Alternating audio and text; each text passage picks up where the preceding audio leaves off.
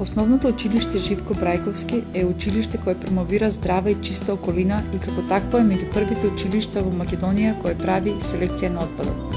Предизвик е складираниот отпад да се искористи на најдобар можен начин и тоа за подобрување на наставата.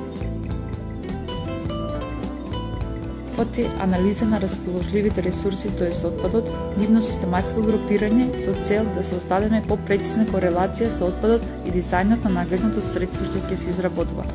Нагледното средство по математика представува игра со коцки, која ние ја нарековме весели коцки, а бидејќи изработено од отпадоци чини само 0 денари.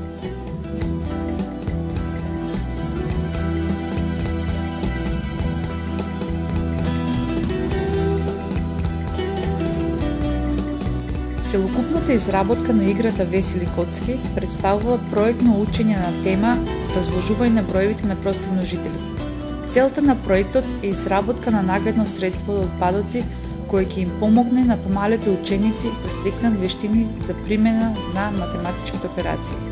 На тој начин учениците ја искажаа својата креативност и великодушност со тоа што одлучија да изработат нагледно средство што ќе го користат други ученици.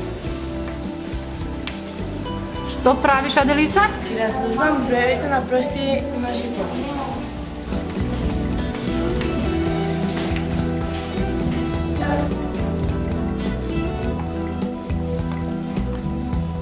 Што има на секоја бела коцка, Ирфан?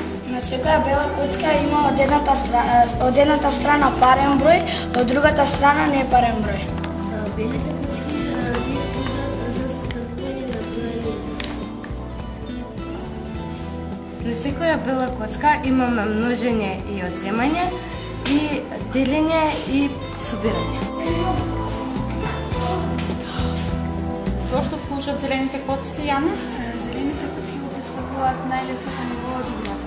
Ајде покажи ни како изгледа една зелена коцка. На зелените коцки се представени броеви од втората и третата десетка. Спишани си на двете страни од коцката.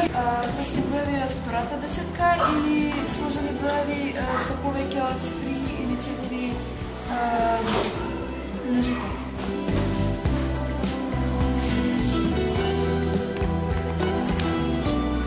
Зошто служат жолтите коцки, Иван?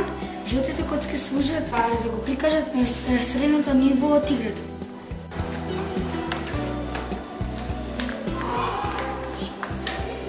Црвените коцки служат за најтешкото ниво во играта. Какви се овие броеви кои се напишани на коцките? Овие броеви се поголеми од 40, кои содржат најмногу 3 множители.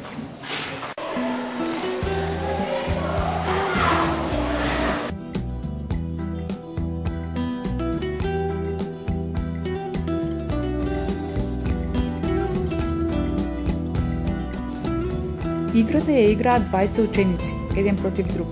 Таа се состои од 3 тежински нивоа: зелено, најлесно, жолто, средно и црвено, најтешко.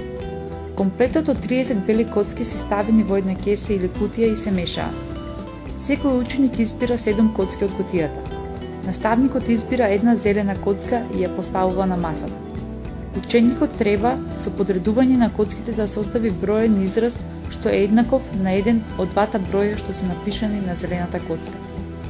Ученикот кој прв ќе состави броен израз што одговара на дадените броеви, ја зема коцката и ја прилепува до изразот за да добие точно равенство. Доколку равенството е точно, ученикот добива 1 поен.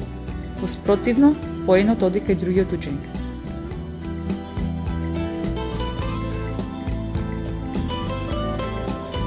Ако во време од 5 минути ниту еден ученик не состави точно равенство, по иницијатива на двајцата ученици, наставникот може да ја замени зелената коцка и играта да продолжи. Играта се игра 5 пати, а потоа се преминува на наредното ниво. Правилата за игра на жолтото и црвеното ниво се исти, само што наставникот наместо зелена коцка избира жолта, односно црвена коцка.